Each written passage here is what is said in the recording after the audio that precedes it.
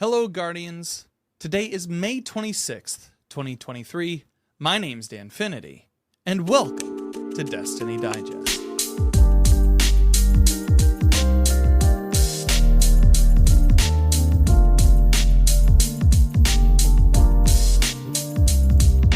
Couple of notes before we jump into the rest of the program here. Thank you so much to everybody who listened to the podcast over the past couple of weeks. Thank you to Above TP, to Grandad Gaming, to Talk Cordy to me, to Epic Dan, to Lego LaFlash, to Very Small Hat, and Ascendant Nomad, and producer Azefa for giving of their time and energy to be on the past two panels for PvP and PvE.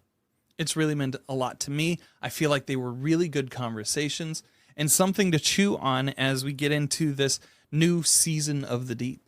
Also, I've had the pleasure this week to announce that I am a part of Power GPU's creator program, meaning that if you use my code Dan at checkout at power.gpu, you can save $50 in labor costs for your next PC build.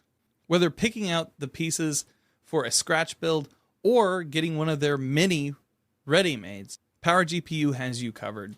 They're an awesome company and somebody that I'm thrilled to be working with in this space. They not only do a lot for their creators, but they also do a lot for their community. Once again, head on over to power.gpu for your next build. Use code Dan for $50 off the labor costs. Now, enough about me. Let's get into the news of the week. Like I said earlier in the show, this week has been huge for Bungie. Not only did we have Season of the Deep drop on Tuesday, but we also had two trailers in the PlayStation Showcase. One for Destiny 2 Final Shape. That trailer is something else entirely. They brought back Cade, I guess? I've said for years that Cade 6 was the Mickey Mouse of the Destiny 2 franchise. Well, now they're bringing Mickey back.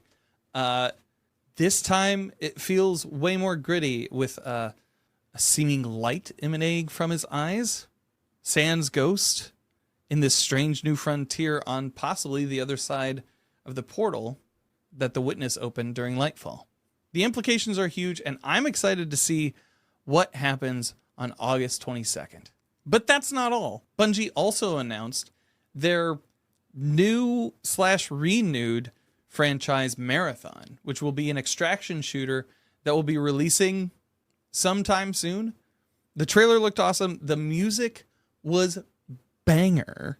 There was also a huge community ARG that revealed the Vidoc for the game. It's just a really exciting time to be a Bungie fan. It's a really exciting time to be a Destiny fan. My interest is incredibly piqued for Marathon. I'm not normally a PvP guy. I don't know if you picked that up from the podcast so far, but this looks like it could have some real legs if Marathon takes off. I like the energy that we're getting from Bungie in that regard, and we all know that Bungie is really good at hyping up the community around it, which brings me back to Season of the Deep. Season of the Deep released on Tuesday with a bunch of changes across the game. We're not going to touch on everything here. I will be including links to articles in the show notes. Returning to Titan has been a ton of fun. While it's not a completely explorable space, I'm really impressed by how they brought Titan back into Destiny 2. That first mission was incredible. Probably the best opening mission to a season in recent memory. Not only do we have a familiar location, but we also hear an unfamiliar voice in the rageful Xivu Arath. They seem to be taking a note from what they did with Savathun and really building her up, possibly over the season. I don't know if we'll see her by the end of the season or if that's a multiple season arc thing, but I'm excited nonetheless. I've liked Salvage as a menagerie style activity. I liked the deep dives from what I've played of them so far. When we originally played the Veil mission on Tuesday, my fire team and I were whelmed by it, not understanding that it also was a week-to-week quest that will be building on itself over the Season of the Deep. I've also been having a lot of fun farming Last Wish for all those weapons. Helpful note here too, by the way, if you grab the quest from Hawthorne, Oh Deep Sight Mine, and you complete Last Wish, you can do that every week, regardless of if Last Wish is a pinnacle raid. Not only that, but the red borders that come from that quest count as 2 patterns for the weapons that drop. I feel like they're doing a lot with systems to make them more rewarding. They are changing up a little bit of how we interact with the helm. The fish tank's a huge thing. Fishing is amazing. There's still some week by week lockouts that I'm not a huge fan of. A lot of folks from the community are pointing out that they didn't put them as a vendor at the helm, but instead put them as triumphs, which, you know, doesn't feel great. But overall, I've been enjoying a lot of my experiences in Season of the Deep. By the time you're hearing this, you might have even adventured into the new dungeon, Ghosts of the Deep. I don't have the day off on Friday, so I won't be in at launch, but I will be playing later on in the evening. Dungeon and raid release days are always a hype time for me, and I'm sincerely hoping that the dungeon takes place in the Arcology. It's one of my favorite locations in the entire game. Shameless plug here. If you are looking for a clear of Ghosts of the Deep, I will be live on Sunday on twitch.tv/Stanfinity, helping Guardians through all kinds of activities. No doubt that that's going to be the hot commodity for the day, but come on through. We'll get you a clear. We'll have a fun time. From the TWAB, we did get a few important dates coming down the pike. Season 21, Trials of Osiris, goes live this weekend. The first Iron Banner of Season 21 starts on Tuesday, May 30th. Grandmaster Nightfalls start early on June 13th. And Solstice brings its sunny celebration to the game of Destiny 2 on July 18th. That should carry us through all the way to the August 22nd end of the season mark. I've enjoyed Solstice in the past.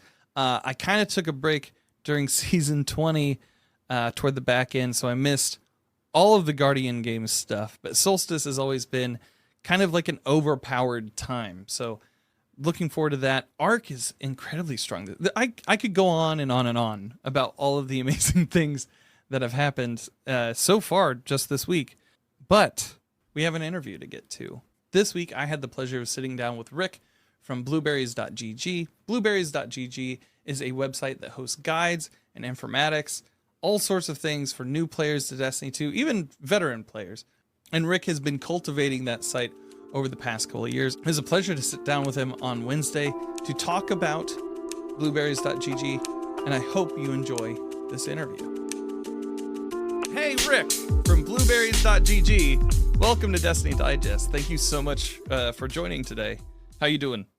Doing good. Thank you for inviting me. Absolutely. We've been talking for a few minutes now, and you said that this is your first time on the show, or on any show? On any show. Well, hey, welcome. I hope that this brings you many more appearances at more prestigious places, and and thank you so much for the opportunity to talk to you today. No, it's my pleasure. So, Rick, why don't you tell people where they can find you on the internet? Introduce yourself, what you do in the community, where they can find you on the internet, because sometimes people don't make it all the way through episodes. Yeah, good point. So I honestly, no one knows me, I would say, personally, and it's normal, I would say, because I run a website, and those tend to be less personal than, for example, a YouTube channel or a Twitch channel. So I run blueberries.gg. So that's the main place where I do my stuff. And I'm also on Twitter, blueberriesgg. And well, basically that's it. You know, we have a YouTube channel that we kind of try to develop, but it's not that active, to be honest. So everything is going on the website. That's where we put our guides. And again, people don't often connect me as a person, you know, with the site. And in a sense, it's okay, because we have more like guides. We have other people also writing for the website, and that's where everything is happening. So it's kind of like a veil of anonymity. Kind of. Yeah. You get to put on a mask and then take it off as you see fit. Yeah, and honestly, it's not on purpose. It's just the way it is. I guess it's part of the medium of writing, opposed to even podcasting, because you know you can hear the voice of the person and so on. So I guess it comes with the territory. Absolutely. So you've been running blueberries.gg for a while now. I've known about you for at least a few years and have pointed new players to your guides when they've come into chat and they've been like, "Hey, like, what do I do? Like, how do I do this thing?" Usually, like, you're a pretty good space to send people to. So, how'd you get into writing guides for Destiny? Well, before we get there, how did you get into Destiny 2? Well, as opposed to most of, I would imagine, as opposed to most of your guests, I'm not a alpha D1 player, you know. Yeah, I was okay. invited to the private alpha and so on. I actually played Destiny for a few months when it was first released. Mm-hmm. Destiny 2, because I'm only on PC, no consoles. I played, I don't know, 6 months, 7 months. And by that time, I had a crappy PC, and my first kid was on the way. Mm-hmm. So I kind of drifted off. It was not a great place for Destiny 2 also. It was, at the time when Curse of Osiris was releasing. Oh, okay. Yeah. And I was playing on a Mac. I was streaming it. It was a little messy, so I liked it, but I just got, I got distracted by other things. Mm-hmm. And then I took a big break, and I came back when Shadowkeep released. Okay. And at that point, I really become, obsessed, finding myself playing as much as I could. I actually bought a PC. Mm-hmm. I built a PC pretty much for Destiny. And I found myself, playing. And when I could not play because I was working and I was on the toilet, I would go to YouTube and watch videos about Destiny. It's like, okay, Yeah. so That's where I watch my YouTube videos too. The toilet. Yeah. Yeah. I'm sure that we're not the only ones. I'm sure. No. Write So a how- review. that- Write a review saying where you watch your YouTube videos. Anyway. There you go. And I've been there, and I've been hooked since then. Heck yeah. So what spoke to you about Destiny 2? Well, I played a lot of Halo at the time. Mm-hmm. So you could say that I'm an FPS fan. So Halo, then some Call of Duties. Never like a hardcore guy. Mm-hmm. If you ever see me play, I'm pretty okay. I'm not great by any means. I'm okay. And I also had a phase in my life of World of Warcraft obsession. Mm-hmm. And Destiny somehow was more or less in between the two, right? You're right. Kind of an MMO, FPS first, but an MMO still. So yeah, it hooked me. Yeah. For years, I was wondering why doesn't anyone do this? A proper MMO FPS. And then I realized actually that's Destiny, and that's how I came back and haven't looked back. Heck yeah, that's wonderful. So, what was the impetus for blueberries.gg? It's going to reflect my obsessive nature sometimes. But I was watching all these videos, Mm-hmm. and it's great. But I was getting lost. They keep listing weapons and god rolls and so on, and I was like, okay, give me a second. Let me put up a Google Sheet Mm-hmm. and just like write it down, right? Understand what's what, and try to have my own little database. In parallel, I started a gaming site a long time ago that is still alive. It's called Mac Gamer HQ because I was mostly on Mac. Mm-hmm. It's still around, so that was 10 years ago. And I've been running that on and off, not too intensive, but still. So I kind of knew the environment. Mm-hmm. To me, when I started Blueberries GG, it was not new to publish on the web, to create a website, and to basically creating guides. It was not new. So I had that site, but it was not doing that great. It was okay, and I was getting bored with it. Then COVID came, so I'm a COVID case. COVID came, and I had my first child was already here, and with my wife we would have everyone would have a turn. Like you have an hour for the afternoon, Yeah. you have an hour for the morning, and vice versa. And I was playing Destiny every time that I could. I was Yeah. only playing Destiny, and I realized, what? I spent so much time playing, and at the same time, I'm still having this itch to create something. The other side, I'm just burned out after years. Why don't I just try something? And the thing that really surprised me was that on YouTube, I think we could say that the Destiny 2 is pretty much saturated. There's Yeah. so many channels, so many huge content creators, especially now. I mean, at the time, lots of those guys had, 100,000 followers, subscribers, and so on. Mm-hmm. Most of them have like 500 now. or So like in a million. exactly, Yeah. exactly. So, and I realized there was not a lot of written stuff. Mm-hmm. And that's the thing that I was doing also on the side, just to keep track of stuff, like Undying came out. What are the proper Undying weapons? Which one should I farm? And I was lost, so I was doing my Google Sheets, and I said, you know what, let's use COVID, because I was in some, it was a partial layoff. I don't know how you call this in English, but basically I was still an employee, Yeah. but we just had no work. Yeah. So I had all this free time, and I said, you know what? Let's just try and let's see. And he actually started to pick up really fast. Mm-hmm. And here I am. Yeah. When I think of blueberries.gg, you're right. It is one of the only like websites that has guides to it. Outside of like, I think your major competitors are like GameSpot and Kotaku. Exactly.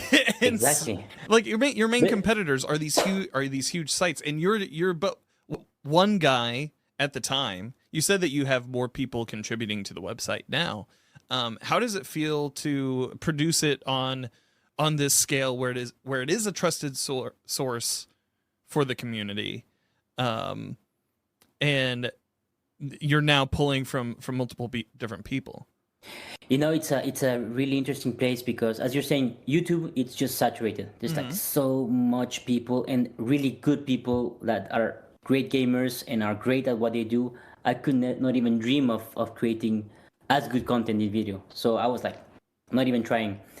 And then you had on the website side, basically the only one that I found was Destiny Planet, for example, that Yeah. you know well. Yeah. Otherwise, I happen to know Planet Destiny quite well. yeah, I happen to know a little bit of that. Was that when I was looking for information, I didn't really trust the big sites, because I was like, yeah, so these guys, and I know that from my background doing other gaming sites, that these guys have staff, okay, and they really try to go with the games that have player base, so they can get views. And unlike following, for example, Fallout or another guy like that is legit, right? You never know if those sites are. I mean, you never know if the writers behind those sites are legit or not. So I said, there's something missing. Something missing, and it's also intimidating. That's also why I think there's not a lot of people doing what we're doing, because you have to compete with all these huge sites. And in the end, even if the people writing them are not big Destiny players, they still write for huge websites, and they have a lot of authority, a lot of readers. So when you're small, you basically get drowned out by those guys. And I think the only reason why we kind of found a footing is because I had some experience on those type of situations. So if you look at a little less now, but at the time, I would publish maybe once every 2 weeks, 3 weeks. Unlike many of the, I would say, traditional sites that are trying to post many times per day, because I knew that if I was going to do something, it had to be quite deep, right? And not just a guide about the last mission that came out yesterday, because even today, that the site is better known, I know I can't compete, because everyone's gonna write about the new Season of the Deep mission, right? Everyone. And you go to Google, you are in page 4. There's no point. Yeah. So that's a little bit how I found the niche within the niche. So on a day like today, like we're recording this literally the day after Season of the Deep dropped. So I know, like I said, I don't want to keep you too long, because I know you have a lot of work to do today. So when a new season drops, what is your workflow from like, okay, I'm able to play this thing, to I need to write the guide for it? Is it relatively quick? Are you writing while you're playing through the mission, or? It's honestly, it's changing, and it's a little bit more challenging now than before, but that's a good thing in the sense that before I would have only a few guides, and I would say those are the ones that really helped us grow. For example, we put together an exotic tier list, like really everything, but more like some sort of a table that you can filter. You can see the slots, you can see the elements, and not just a big word vomit, right? And at the time, I only had a few of those, so a new season would not be too difficult because I really didn't have to change much. These days, we are trying to go for more types of topics. So the more content you have, the more you need to update. And Destiny is a living game, Yeah. and stuff can really become irrelevant rather quickly. So these days, when a new season comes, since I would say the Witch Queen, wow, I spent perhaps the first week. I played the campaign because I need to see what's going on. I play some of the seasonal just to see how it's working, take screenshots, but most of the time I basically write or update. And lucky for me, early on I found a guy, Sky Knight. So shout out to you. I think he was like my first post he commented on. So we've been working together ever since. So I may be an average kind of gamer, but I have a few guys on the team that are really, really hardcore. So these days it's much easier. It's like, guys, help me out. Yeah. I need to find this thing. How do I get into the deep dive? Let's talk about Warlock builds. If I had to do it, it would be really hard, and maybe I would meet some stuff. But amongst them, there will be one of them who will be really like hardcore, day one raids. They will make top 100 every now and then. So I know I can trust them, right? So I can use my experience publishing on the web, and I know the game, so I mean I understand what's up. Yeah. But I can trust these guys to really be super accurate in ways that it would take me too long, especially as I play less and less in a sense because of the site. Yeah. Isn't that the So that's irony? cool. Isn't that the It irony is. of making Oh, it anything is. on the internet for your hobby? But I gotta say, I know I assume I love having my little site and taking care of it. It's great. It's really wonderful. That reminds me of like when I was on PD. I'm not the most well versed in like trials or anything like that. I'm not a huge builds guy either. So it was always helpful to have like Nim or TBL or Moon around that each had their specific, or Crit Buff. Crit Buff was huge. Jarv as well.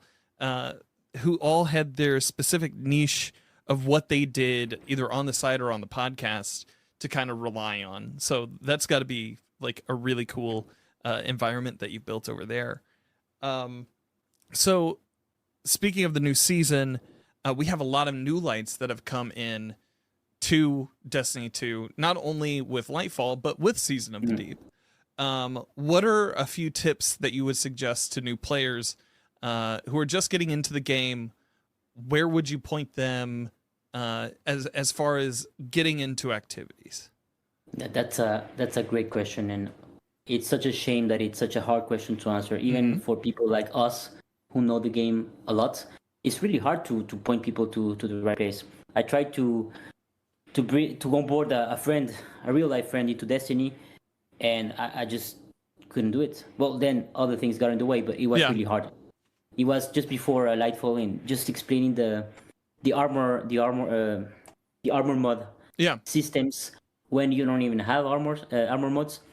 And he was getting killed. We were playing the Witch Queen campaign on Legendary, and he was getting nuked all over the place.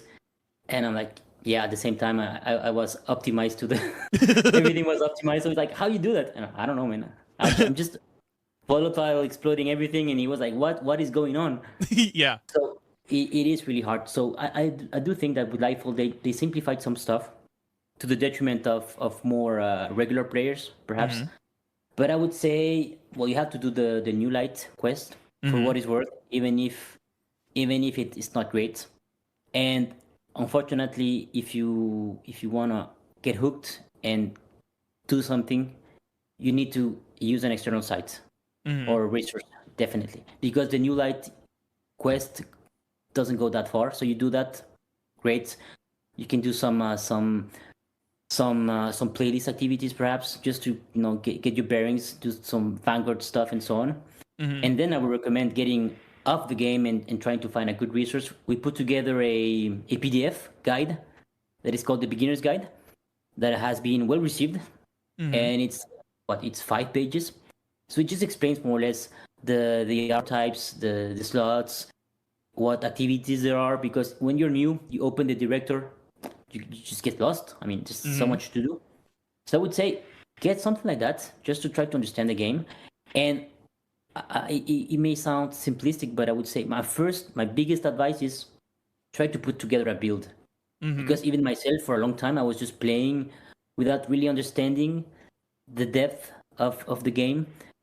Once you put together a build, even if it's an easy one, and you see how you can become 3 times more powerful just because you have a coherence in the way you're playing around around a loop. I think that can be the click in the okay, so I see why this game is good. So I would say do that. Play the seasonal if you have purchased it, and perhaps if I could give people that are new and that do not want to pay for the expansion yet something to aim for, it would be Prophecy Dungeon. Try to work towards that. Watch the guides and try to find an LFG saying, "I'm new, I need someone." You'll eventually find someone and try to tackle that. I would say that's the most accessible end game content that you can try, and I think it's pretty cool. Heck yeah. How are you enjoying Season of the Deep so far? How much have you been able to play? That's a trick question, right? I think I played 3 hours so far. Yeah. I played just a couple of hours. So honestly, I have not much to say. I was trying to not have work today to have more time to play and update some stuff. I could not do it. So I spend most of my free time when I can going to Twitter and so on. And to be honest, I'm kind of disappointed so far from what I'm seeing, such as, for example, all the changes to Eververse. Okay. The fact that there are even less stuff that you can get with Bright Dust. Overall, I would say I'm quite positive as a guy when it comes to Destiny. You'll never see me complain about stuff. Not that there is anything to complain, but it's not my style. But this time, I see the changes, and it really feels like, not really happy with that. So I haven't played that much, but the things that I'm hearing, I'm not a big fan of. You mentioned that Lightfall was a big increase in player base, and definitely, I like to keep track of that. I have a small table in which I have the daily average players for Steam, and Lightfall was insane. And from what I can see right now, it's not at all the peak that I was expecting. Obviously, not as big as Lightfall, but every new season just a huge peak. The numbers are not that impressive so far. So we'll see how this season pans out. So I know a couple weeks back you posted that, and one of my thoughts was like what the general player base overall across console and everything was. Do you often track that, or is it just the Steam numbers? It's mostly the Steam, because the only way that I have found to track across platforms would be through the Charlemagne. Charlemagne? Okay, yeah. But as far as I know, you can just do it for today. And I haven't done it, every day. Yeah. Otherwise, if you do it every day and you keep track of it, you would know. But I don't have the data, so I can just grab Steam. Yeah. And I think it's a relevant way of looking at things. And when I posted that, everyone was like, you're just trying to get views. Obviously, there will be less players and so on. I know that. Yeah. But the thing is how fast you get new players and how fast are you losing players. Obviously, there will be ups and downs. And right now, it seems like the ups are not that big. So we'll see. How about yourself? How are you liking the new season? So I got in yesterday. Like, servers were down for a considerable amount of time yesterday. They did warn about that, but I started stream at 4 after sitting in queue probably since 1 or something yesterday. Yeah. And but as soon as I started stream, I was like, all right, we're gonna read some articles. We're gonna read like some of Twitter just to like kind of wind things up. And it came up like right after I hit the go live button. So I was able to hop in and play through the opening mission. I liked the opening mission quite a bit. I like what they've done with the helm space and the activity that we're doing. I think that's the story is unique more so than what I felt Defiance was, but with Defiance being an opening season, that will be what it will be. Yeah. Some of the systems in the background of like still time gating the content, I'm still not a huge fan of. But I am looking forward to seeing where this story goes, especially when Xivu Arath is involved, and we now have a voice to that character. So that is true. Yeah. No, the first mission it was very nice. I also liked it. Yeah. The changes the last wish. The changes the last wish. Those are cool. I like if we could just do that for Hawthorne forever. For every raid that comes up, that is great. Just being able to like pick up those the red borders, not from the raid itself, from the last chest itself, but from a specific vendor, and especially with Hawthorne not really doing anything in the tower other than saying, "Hey." Did they change the dialogue, or does she still talk about the red war? I think she look, man. I don't really pay attention to much of what anybody says anymore. I just show up and I'm like, "Do you have the thing that I need? You have the thing that I need. Cool, neat." Or you don't. I'm on to the next one. So, but the last wish changes. I like that you can do that week in and week out without it being the pinnacle raid of that week. So that's definitely. That's very cool. So yeah, I don't know. We're only a couple days in. Fishing is a big thing for me too. I caught an exotic fish on the second throw of my pole. Have you gone fishing yet? Not even. That's so sad. It's so fun. I would be doing it right now, but I But you're here. I'm sorry. I'm sorry. No, it's honestly, it's my pleasure. It's my pleasure.